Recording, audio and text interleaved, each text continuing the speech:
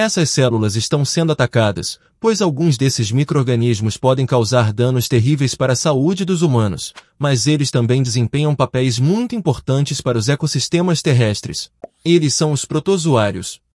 O que exatamente são os protozoários? Entre os que são parasitas, quais doenças eles podem causar nos humanos?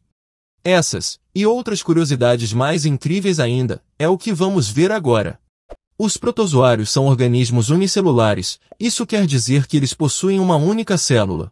Eles são eucarióticos, ou seja, eles possuem um núcleo individualizado, e também são heterótrofos, logo, eles não conseguem produzir o seu próprio alimento, alimentam-se da matéria orgânica, de bactérias e até mesmo de outros protozoários. Os protozoários são encontrados em uma ampla variedade de ambientes, podem ser encontrados na água doce, em água salgada e também em solos úmidos. Muitos deles podem ser de vida livre, mas outros são os temidos parasitas. Os protozoários não possuem uma parede celular, isso os diferenciam das algas e das plantas, que possuem uma parede celular rígida. Em vez disso, os protozoários possuem uma membrana plasmática, é uma estrutura que envolve sua célula, controlando a entrada e a saída de substâncias, e permitindo a interação com o ambiente externo. Após essa camada encontramos o citoplasma, que é composto por uma porção gelatinosa mais externa, chamada de ectoplasma, e uma porção mais interna e fluida, que é chamada de endoplasma. Lá dentro ainda encontramos as mitocôndrias, que é responsável por gerar energia para os processos metabólicos. Encontramos também os vacúolos alimentares, responsável pela digestão intracelular, e o vacúolo contrátil, responsável por regular o equilíbrio osmótico, ou seja, expelir o excesso de água. Os protozoários podem ser classificados em grupos de acordo com a sua forma de locomoção. O primeiro são os ciliados. Eles movimentam-se utilizando cílios, que são pequenas projeções parecidas com pelos, que ficam ao redor da célula. Um exemplo desse grupo é o protozoário Paramecium. O outro grupo é conhecido como flagelados. Eles movimentam-se através de um ou mais flagelos, que são estruturas muito parecidas com chicotes, e ficam em uma das extremidades do seu corpo. Um exemplo desse tipo de organismo é o trypanosoma. Já o grupo dos ameboides movimentam-se por pseudópodes, ou seja, são extensões temporárias da célula. Um exemplo desse tipo de organismo é o Entamoeba stolitica. Já o outro grupo dos protozoários é conhecido como esporozoários. Eles não possuem estruturas de locomoção evidente, e geralmente são parasitas obrigatórios. Esses plasmódios são um exemplo deste grupo de organismos. Agora vem aquela pergunta. Se alguns protozoários são parasitas, quais doenças eles podem causar nos humanos? A primeira temível doença é a malária. Essa doença afeta milhões de pessoas ao redor do mundo. Ela é causada por um protozoário do gênero Plasmodium. A transmissão dessa doença começa com uma simples picada da fêmea do mosquito prego infectado, do gênero Anopheles. Ao picar, o mosquito injeta uma fração de saliva com o parasita na forma de esporozoito. Eles entram na corrente sanguínea e são levados até as células do fígado. Lá dentro eles modificam-se e também se reproduzem assexuadamente, dando origem a vários indivíduos chamados de merozoítos, que são liberados na corrente sanguínea. Os merozoítos invadem os glóbulos vermelhos e multiplicam-se destruindo as células, causando os sintomas da malária, que são febre alta e calafrios.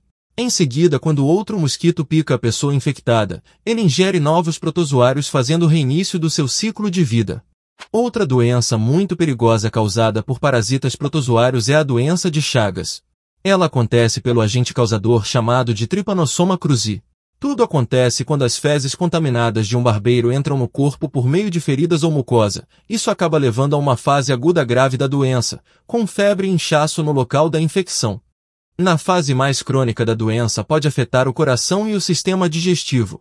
Outra doença é a leishmaniose. O seu agente causador é da espécie do gênero Leishmania, e tudo acontece pela picada da fêmea do mosquito palha, da família dos flebotomíneos. Ela pode se manifestar de 3 formas principais: pela leishmaniose cutânea, que é a forma mais comum, caracterizada por lesões ulceradas na pele que surgem no local da picada do mosquito, comumente nas mãos, no rosto e nas pernas.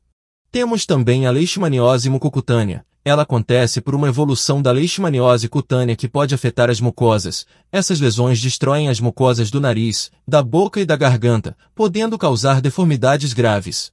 Já a leishmaniose visceral, conhecida como calazar, é a forma mais grave e potencialmente fatal da doença. Ela afeta os órgãos internos, causando a febre, a perda de peso, o aumento do fígado e do baço. Agora, vamos conhecer outra doença causada por um protozoário, a amebíase. Seu agente causador é o Entamoeba histolytica.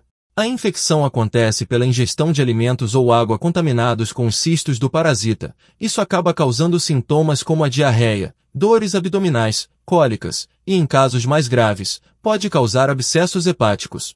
Por fim, temos a doença toxoplasmose. É uma doença infecciosa causada pelo protozoário Toxoplasma gondii, que infecta grande variedade de animais, como aves, animais mamíferos, incluindo os seres humanos.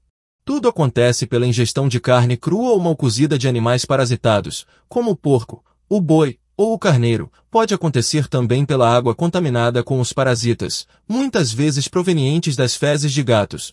Ou até mesmo pode acontecer quando uma mulher contaminada com o parasita passa o protozoário para o bebê durante a fase de gestação. Com tudo isso, os protozoários podem ser de extrema importância e essenciais nos ecossistemas e na saúde. Muitos deles são produtores primários ou consumidores primários nos ambientes aquáticos, servindo de alimento para organismos maiores. Eles ajudam também na decomposição de matéria orgânica e na reciclagem de nutrientes essenciais no solo e na água. E como vimos, são bastante perigosos para a saúde humana, quando são causadores de doenças que pode levar até a morte, causando perda de produtividade e altos custos para os sistemas de saúde pública. Mas medidas de prevenção como o controle de vetores, a higiene, um bom saneamento básico e um tratamento precoce são essenciais para reduzir a incidência de doenças causadas por eles. Os protozoários. Se gostou desse vídeo, deixe seu like. Isso vai ajudar muito o canal. E se não sabia disso e quer saber muito mais, então inscreva-se aqui, no canal Ciências.